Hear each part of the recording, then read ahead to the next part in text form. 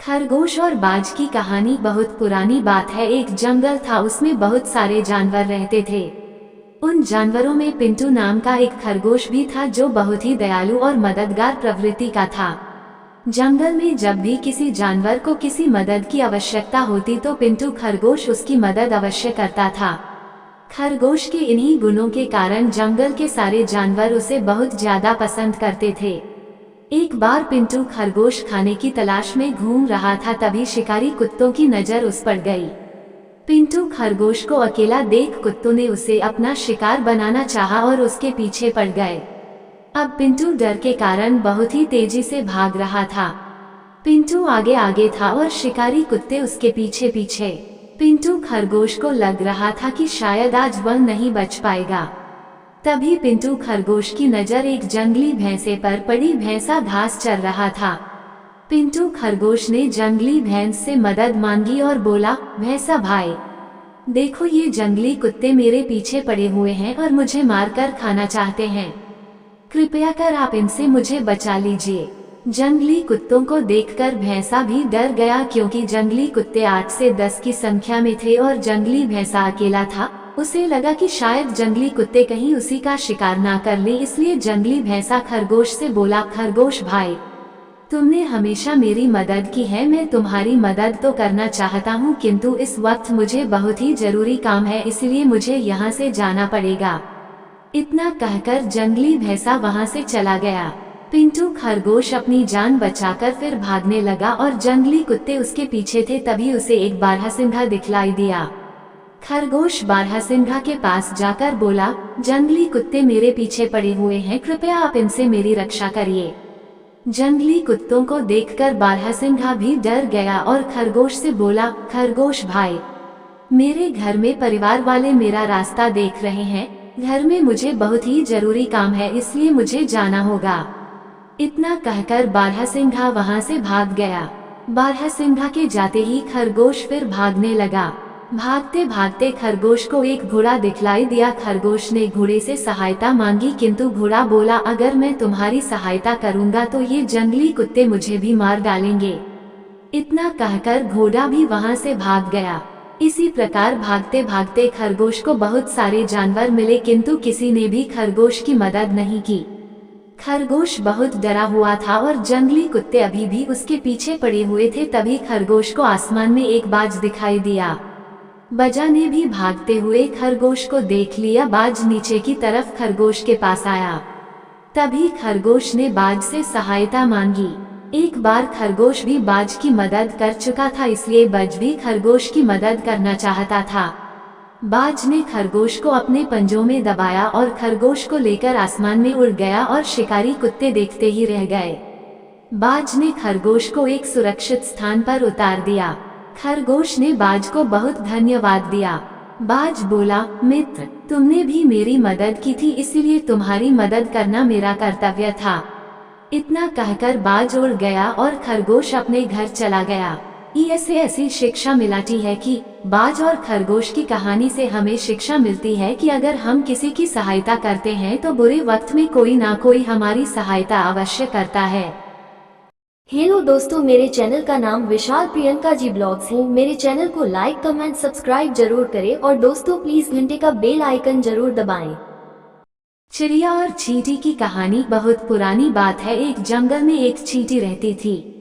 एक बार चींटी नदी के किनारे पानी पीने गई, तभी उसका पैर फिसल गया और वह नदी में गिर गई। नदी में पानी का बहाव तेज था, इसलिए चींटी पानी में बहने लगी। चींटी पानी से निकलने के लिए बहुत प्रयास कर रही थी, किंतु बहुत तेज होने के कारण पानी से नहीं निकल पा रही थी। तभी आसमान में उड़ती हुई एक चिड़िया की नजर चींटी पर पड़ी। चिड़िया किसी तरह चींटी को बचाना चाहती थी। तभी चिड़िया को एक युक्ति सूझी और वो एक पत्ता तोड़कर अपनी चोंच में दबाकर लाए और चींटी के पास रख दिया। चींटी पत्ते पर बैठ गई और किनारे लग गई। चींटी चिड़िया की बहुत एहसानमंद थी, वह किसी भी तरह चिड़िया का एहसान चुकाना चाहती थी। एक दिन चींटी खाने की तलाश में घूम रही थी, तभी उसने देखा कि एक लड़का गुलेल से कहीं निशान लग रहा है। तभी चींटी की नजर उसी तरफ पड़ी जहां लड़का निशाना लगा रहा था। चींटी ने देखा कि लड़का गुलेल से चिड़िया को मारना चाहता है और चिड़िया पेड़ की डाल पर में आराम से सो रही है। तभी चींटी लड़के के पास आई और जोर से लड़के के पैर में काट दिया। चींटी के काटते ही लड़के के पैर में बहुत तेज दर्द हुआ, जिसे लड़का जोर से चिल्लाने लगा। लड़के के चिल्लाने की आवाज से चिड़िया जाग गई और वहां से उड़ गई। इस प्रकार चींटी ने भी चिड़िया की जान बचाकर उसका एहसान उतार दिया। शिक्षा अच्छे कार्य हमेशा शांत देते हैं, इसीलिए हमेशा परोपकार करते रहे। शेर और शिकारी की कहानी। एक जंगल में एक शेर रहता था। शेर बहुत ही शक्तिशाली और घमंडी था। शेर की असिस्टेंट एक लोमड़ी थी। एक दिन शेर और लोमड़ी बैठे हुए थे। बातों ही बातों में शेर ने कहा, बतलाओ लोमड़ी, क्या मुझसे अधिक शक्तिशाली कोई है इस जंगल में? शेर की बात लोमड़ी बोली, महाराज, नहीं, ऐसा नहीं है। इस संसार में आपसे भी अधिक शक्तिशाली और खतरनाक जीव हैं। लोमड़ी की बात सुनकर शेर ने आश्चर्यचकित होकर पूछा, अच्छा तो बताओ मुझे शक्तिशाली कौन है? लोमड़ी उत्तर देते हुए बोली, भले ही आप इस जंगल के राजा हैं, किंतु आपसे भी अधिक खतरनाक और ताकतवर आदमी होता है जो किसी को भी कुछ ही मिनट में मार सकता है।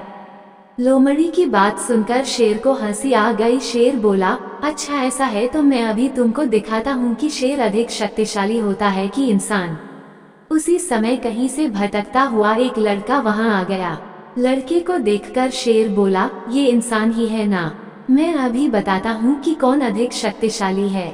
शेर की बात सुनकर लोमड़ी बोली, महाराज, ये तो आदमी का बच्चा है, इसे मारने में कोई बहादुरी नहीं है। ये तो बच्चा है, अभी इतना शक्तिशाली नहीं है कि आपसे मुकाबला कर सके। शेर ने उसे बच्चों को जाने दिया। कुछ देर पश्चात वहां से एक बूढ़ा आदमी गुजर रहा था। बूढ़े आदमी को देखकर शेर बोला, ये तो आदमी ही है ना? अभी मैं तुम्हें बताता हूँ हम दोनों में कौन अधिक शक्तिशाली है। शेर की बात सुनकर लोमड़ी उसे रोकते हुए बोली, महाराज, ये तो बूढ़ा आदमी है और अपनी उम्र को पार कर चुका है। अब इसके शरीर में शक्ति नहीं है कि आपसे मुकाबला कर सके।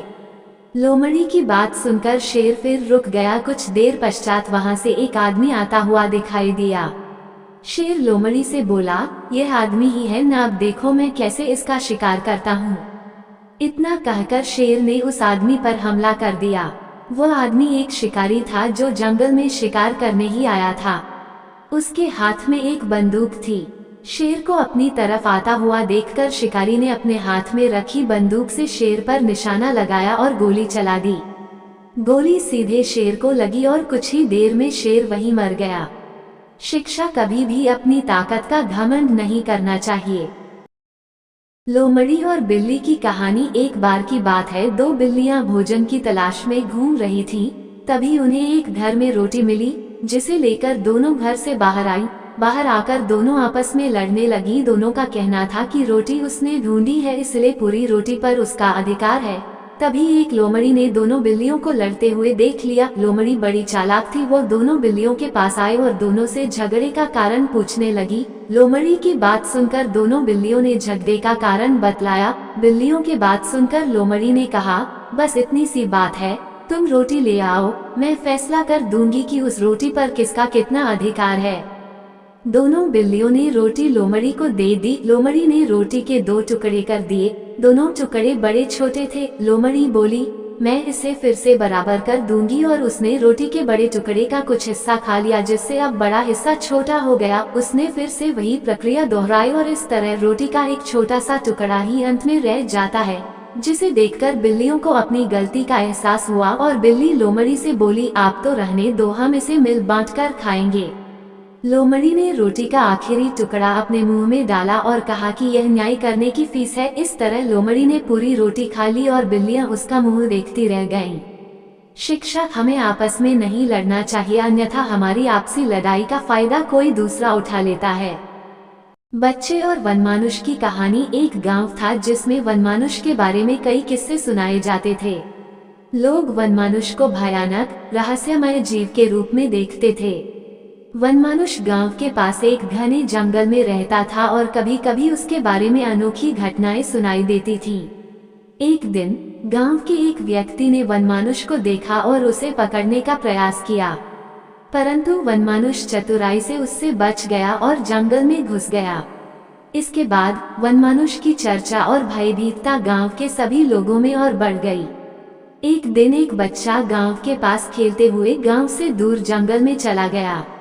उसी समय एक भेड़िए ने बच्चे को देख लिया और उस पर हमला कर दिया। उस समय वनमानुष भी वही था। वनमानुष को बच्चे के रोने की आवाज आई। वो बच्चे के रोने की आवाज के पास गया और वनमानुष ने जब ये देखा कि भेड़िए ने बच्चे पर हमला कर दिया तो वनमानुष ने एक मोटी लकड़ी उठाई और भेड़िए पर हमला बोल दिया। वनमानुष के हमले से भेड़िया डर गया और बच्चे को छोड़कर भाग गया। बच्चा वनमानुष को देखकर बहुत खुश हुआ और उसे अपना मित्र बना लिया। वह रोज उसके साथ खेलता और मिलता था। वनमानुष के दिल में उस बच्चे के प्रति एक अलग ही स्नेह और दया आ गई। वनमानुष ने अपने दोस्त बच्चे को कई बातें सिखाई, जैसे धैर्य रखना, प्रकृति के साथ मिलकर रहना और अन्य मूल्यवान सीखें। बच्चा भी अपने वनमानुष मित्र की सभी बातों का ध्यान रखता और उसकी सीखों का पालन करता था। लोगों को जब ये पता चला कि वनमानुष ने बच्चे की जान बचाई है और प्रतिदिन उसके साथ खेलता है तो इस तरह वनमानुष और बच्चे की दोस्ती गांव में भी चर्चा बन गई। लोगों ने विचार किया कि वनमानुष भी एक आदिवासी मनुष्य की तरह है जिसका दिल भी दयालुता और प्रेम से भरा होता है। वे अब उसे भयानक नहीं बल्कि प्रेमपूर्वक देखते थे। वनमानुष कहानी संवेदनशीलता, प्रकृति के साथ संबंध और सजगता के महत्व को दर्शाती है। शिक्षा वनमानुष की कहानी एक मूल्यवान संदेश प्रदान करती है कि जीवन के सभी प्राणियों के साथ भावनाएं और संबंध होते हैं जिन्हें हमें सम्मान और प्रेम से निभाना चाहिए।